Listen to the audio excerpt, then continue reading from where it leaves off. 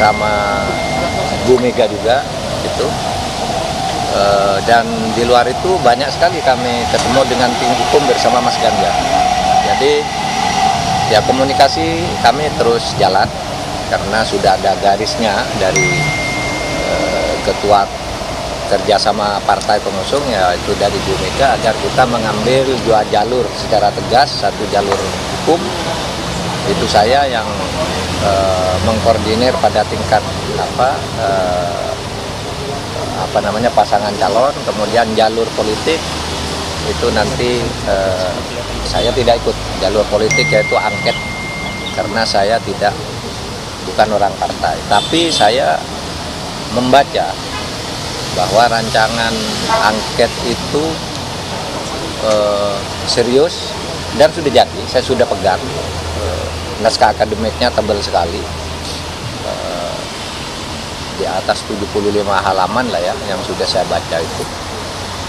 Jadi itu angket itu jalan, tinggal kan itu perlu koordinasi teknis ya, siapa yang tanda tangan di depan gitu. Itu sudah ada nama-namanya, tapi yang mau tanda tangan itu kan harus baca dulu juga ya, biar nanti ketika mempertahankan itu tahu. Dan itu jalur politik kan Pak ya? Itu jalur politik yang dikoordinir kalau pada tingkat paslon itu oleh Mas Ganjar. Saya jalur hukumnya. Kita berbagi tugas tapi tetap punya kaitan. Nah, saya ingin tegaskan lagi bahwa kalau jalur politik dan jalur hukum itu konsekuensinya berbeda. Kalau jalur hukum itu konsekuensinya adalah pemilu atau hasil perhitungan itu sah atau tidak, benar atau tidak, yang ditetapkan oleh KPU, yang ujungnya nanti mungkin satu pemilu diulang, pemilu didiskualifikasi, atau mungkin ini sudah sah gitu kan. Itu nanti yang akan dipertarungkan di Mahkamah Konstitusi. Jadi sesudah putusan MK nanti ya nasib Pilpres ini bagaimana angkanya, itu satu ya. Kalau jalur politik itu angket, itu yang digugat adalah kebijakan pemerintah, bukan paslon, bukan kemenangan, bukan KPU yang dipersoalkan di angket itu, tapi kebijakan pemerintah di dalam pelaksanaan beberapa undang-undang ya, yang berimplikasi tentu saja dalam prakteknya terhadap pemilihan umum, tetapi tidak akan menafikan hasil pemilihan umum yang telah ditetapkan oleh KPU dan MK, itu angket. Oleh sebab itu juga angket itu tidak ada kaitan langsung dengan pemakzulan. Angket itu tidak ada kaitan langsung dengan pemakzulan presiden, karena dari sudut teknis prosedural berbeda. Bisa saja nanti misalnya angket menyimpulkan satu, telah terjadi penyalahgunaan anggaran negara, yang kedua telah terjadi korupsi. Nah, kalau korupsi itu pemakzulan kan. Nah, itu nanti dibentuk panitia pemakzulan lagi, beda lagi, dan itu lama gitu. Mungkin ada indikasi tindak pidana. Nah, itu nanti akibat hukumnya bukan pemakzulan, hukum pidana biasa gitu.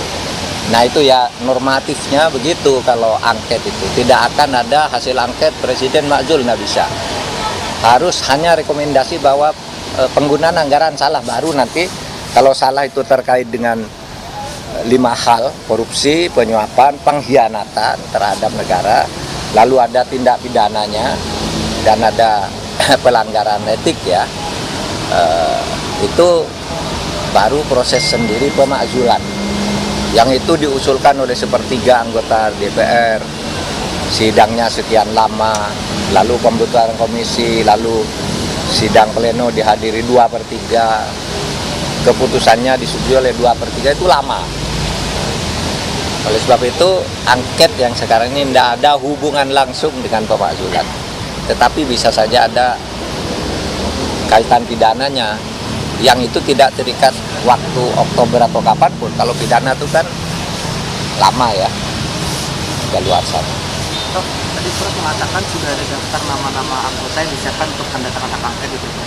Itu dari parpol mana saja kah? Apakah hanya di pengusungnya Pak Tapak saja, atau sudah untuk pengusungnya Pak Anies Mohaimin juga daftar? Itu yang masih dikoordinasikan. Kalau dari timnya Amen kan sudah mengatakan siap dengan atau tanpa PDIP, mereka kan akan angket juga. PDIP sudah pasti iya, kan tinggal digabung aja kalau gitu, biar tidak sendiri-sendiri. Tadi daftar tersebut baru dari PDI Perjuangan saja Pak Iwan. Ya, tapi yang tahu partai ya, saya tidak boleh nyebut siapa-siapa karena saya tidak ikut langsung di situ, tidak boleh. Tapi ada kemungkinan mandek nggak sih Prof? Karena kan yang kami juga baru mengusulkan juga saksi saja, Prof. Ada kemungkinan mandek Apa? hak angket tersebut. Angket? Ya mungkin tidak. Kalau saya melihat semangatnya itu tidak akan mandek untuk tahap pengusulan ya. Nah, nanti perdebatannya di tahap persetujuan. Apakah mau dilanjutin usul ini atau tidak, itu nanti semua partai kan ikut. Gitu. Nah, nanti kita lihat di situ. Kalau saya baru saja lihat ceramahnya Pak Yusuf Kalla di UI kemarin, memang angket ini diperlukan. Karena pemilu ini menurut Pak Yusuf Kalla ini pemilu terburuk sepanjang sejarah pemilu di Indonesia. Sejak tahun 55 sampai sekarang ini pemilu terburuk. Dan kalau ini tidak ada angket, nanti akan menjadi tradisi ketatanegaraan di mana setiap pemilu orang yang akan menang itu orang yang paling punya akses ke kekuasaan dan punya uang dan mau menyalahgunakan uang. Itu kata Pak Yusuf Kalla ya di anu. Dan menurut saya itu pandangan seorang negarawan. Kalau saya mengatakan gitu, Pak Mahfud kan paslon pastilah gitu. Nah, makanya saya tidak ikut ngomong gitu. Saya katakan, Anda lihat ceramahnya Pak Yusuf Kalla bagus sekali. Pandangan seorang negarawan. Kalau pemilu yang terburuk ini tidak diklarifikasi melalui proses angket, maka nanti pada saatnya akan ketemu krisis politik dan krisis ekonomi. Krisis ekonomi itu konon akan terjadi beberapa bulan ke depan. Kalau politiknya belum selesai, lalu ini ketemu yang menjadi korban nanti negara. Ini Pak Yusuf Kalla yang saya pahami dari ceramahnya. Oke? Dan kalau soal hukum, kalau terjadi putaran kedua itu nanti 26 Juni ya. Kan bisa saja ada pemilu ulang, bisa putaran kedua, bisa tidak gitu ya. Setelah MK menetapkan ya? Iya, jadi tidak akan mengganggu agenda konstitusi.